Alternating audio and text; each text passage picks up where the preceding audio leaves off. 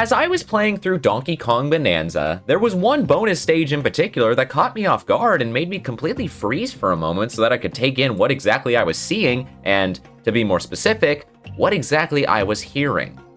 And that's because this one bonus stage signified to me that I had completely misunderstood what this game was trying to be. But before I get into that, I think it's important to take a step back to where this whole story begins. Back to Mario Kart World's reveal during the Nintendo Switch 2's announcement trailer. This initial teaser of the game didn't give fans a lot to go off of, but it did feature one specific detail that certainly got a lot of people talking, whether that was for better or for worse. I am of course talking about Donkey Kong's new redesign that closely resembled his design in the Super Mario Bros. Movie, which may seem minor in the grand scheme of things, but what made it so important was not just the design itself, but what it represented. Up until the release of Mario Kart World, Donkey Kong stuck to looking the way that he did back in the original Donkey Kong Country. Before the release of that game, Donkey Kong was simply known as the Kong that kidnaps Pauline and throws barrels at Mario while he attempts to save her. But when Nintendo decided to hand over the character to the now iconic company of Rareware, they completely transformed the character by giving him his own world and cast of characters specific to him. It was here that players were introduced to the likes of Diddy Kong, Cranky Kong, and my personal favorite, King K. Rool. From there, Rare went on to develop several games starring the leader of the bunch, but their contribution to the character unfortunately ended with Donkey Kong 64 due to them being acquired by Microsoft in 2002. And while Donkey Kong did maintain the design that Rare created for him, the world that Rare had created slowly began to fade away as a result of this change. Characters such as Diddy Kong and Cranky Kong were able to stick around, but others like King K. Rool would slowly fade into obscurity, where they would seemingly never appear in a Donkey Kong game ever again. And it's because of all of this and more that Donkey Kong's redesign here in 2025 felt so noteworthy, because it signified to Donkey Kong fans around the world that Nintendo was making an effort to separate themselves from Rare's influence over the character and reclaim him as their own creation once more. This is something that had been built up towards for many years prior to this redesign, as each new game featuring Donkey Kong seemed to emphasize his arcade roots more and more, and de-emphasize all the elements from Donkey Kong Country. But this design right here felt like the final nail in the coffin. A definitive statement saying that Donkey Kong had been rebooted in many ways, completely severing his attachment to Rare. This Rare erasure, as I'll call it, was immensely disappointing to fans such as myself who were clamoring for the return of classic themes and characters from Donkey Kong's Rare adventures. And while they were occasionally thrown a bone, such as when King K. Rool joined Super Smash Bros. Ultimate in 2018, the hope of Nintendo ever utilizing Rare's ideas in a full future Donkey Kong game was little to none. And so, when Donkey Kong Bonanza was announced at the very end of the Nintendo Switch 2 Direct, it wasn't surprising to see that Nintendo was once again disregarding Rare and opting to do their own thing. The game seemed to centralize around a kid version of Pauline, a character from Donkey Kong's arcade days, and it featured a new cast of villains that were notably not crocodilian in nature, just as the previous two mainline Donkey Kong games did. Fans had speculated that this game might have been King K. Rool's chance to make a grand return after his popularity in Super Smash Bros. Ultimate, but the presence of these new villains seemed to dispel that speculation.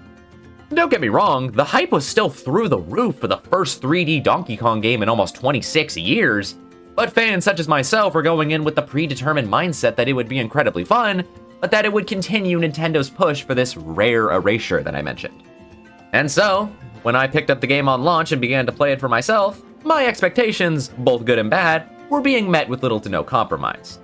It was easily gearing up to be one of the most fun games I had ever played, striking a very nice balance in its level size and number of collectibles, providing one of the most useful video game maps I had ever seen, having a skill tree to encourage exploration, actively encouraging players to reach 100% without the use of the internet, and the list goes on. It was undeniably a blast, yet it was also undeniably moving in its own direction just as I had predicted, devoid of any significant callbacks to Rare. There were certainly a few, such as these skeletal Kremlings frequently showing up as enemies as a cute callback to the days where the Kremlings were Donkey Kong's main adversaries, the "Oh banana" voice line that plays when Donkey Kong picks up a banana as a funny reference to Donkey Kong 64, and the DK rap playing at Getaways as a reference to the same game, but all of these examples were played off more as fun callbacks than anything else. However, as I played on, I began to notice more callbacks to the past than I had ever seen before in any form of media featuring Donkey Kong. Through various lines of dialogue, specific fossils referencing old adventures, and the previous callbacks that I mentioned before, there were many, many more callbacks to Donkey Kong's rare roots than I could have ever expected.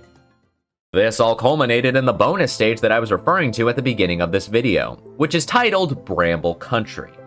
This stage acts as a faithful recreation of Donkey Kong Country 2's Bramble stages, which are iconic as a result of the beautiful song that plays during them, Stickerbush Symphony. And sure enough, a new rendition of the iconic song plays as soon as you enter this bonus room in Bonanza. As soon as I entered this room, I froze. I couldn't believe what I was seeing, and I certainly couldn't believe what I was hearing. And that's because this place is so much more than a simple callback.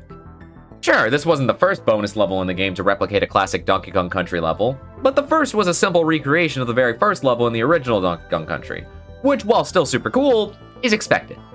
This level, however, was a specific choice, a precise capture of what made Donkey Kong Country 2 so special in the first place. It's such a specific choice that it may seem confusing to fans who may not be as invested into the series, but it was a choice that was made in order to please the fans who really care about Donkey Kong Country. This moment shifted my way of thinking completely because it showed me that Nintendo wasn't pursuing any form of rare erasure in Donkey Kong Bonanza. If they were, then they wouldn't have gone out of their way to highlight one of Rare's most magical creations of all time. And so the fact that they did gives off a feeling of respect and adoration for what they were able to create all those years ago. It's the exact opposite of what Nintendo had gone out of their way to do for over a decade, and it showed me that after all this time, they may have begun to finally understand what made Rare's Donkey Kong titles so special. And so, as I pressed onwards, the number of callbacks to Rare only grew in number, further cementing Bonanza as a love letter to Donkey Kong Country in some ways. And these callbacks were enough to make me look towards one Kong in particular with increasing suspicion and excitement. On every layer in the game, it's possible to track down Cranky Kong, and once the player does, he'll tell Donkey Kong about how he's been tracking down the crook who stole his banana hoard while he was off on his adventure. And every single time the player finds him in a new area, he'll share a new detail about this crook without explicitly stating who exactly he's referring to.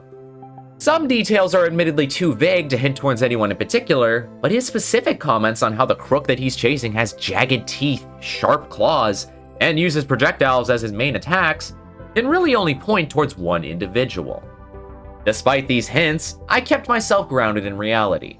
The main villains had already been established and were gearing up to be quite the threats as well, so I concluded that Cranky Kong was simply making a playful reference that wouldn't actually lead to anything in the game itself. Despite what Bramble Country showed me, I didn't expect anything from Rare to take the center stage in Donkey Kong Bonanza, as that would likely confuse newer fans, so it stood to reason that these references would remain tucked away in optional content in order to please old fans while keeping new fans on track. And so, as I reached the finale of the game, I wasn't surprised to see it was checking all the boxes that one would expect it to. Donkey Kong and Pauline defeat Void Kong traps Donkey Kong in a Void Rock, Pauline has an emotional moment where she frees him, and Void Kong seizes the opportunity to take the Banandium route and obtain the wish that he's been seeking for the entire game. This whole scene plays off as fairly standard finale fare for a Nintendo game, so players are given no major reason to believe that anything unexpected will happen. However, just as Void Kong lunges at the supposed root in an attempt to take its power, the impossible takes place. The root assumes its true form upon being released, King K. Rool, and takes his rightful place as the final villain of the game. And in an instant, Donkey Kong Bonanza transforms from an incredibly fun game with plenty of fun references to Donkey Kong's past into a game that defies reality itself. I wish I could explain to you how this twist was built up throughout the entire game, but to be honest, what I've already told you is the extent of what was hinting towards this moment. This was a twist that was expertly hidden both in promotional material and the game itself so that it could be as earth-shatteringly surprising as possible. However, beyond anything else, what makes this twist so surprising is how completely nonsensical and illogical it is given everything that I've discussed. As I stated, Nintendo had given fans every reason to believe that they were abandoning Rare and taking Donkey Kong in their own direction, and the story of Bonanza was perfectly complete on its own. So to place King K. Rool, the leading representative of Rare's Donkey Kong, at the very end of the game so that he may take the center stage, defies any and all reason. I've heard many fans, myself included, describing this finale as feeling like it's straight out of a fan fiction because it simply doesn't feel like something that could ever be official.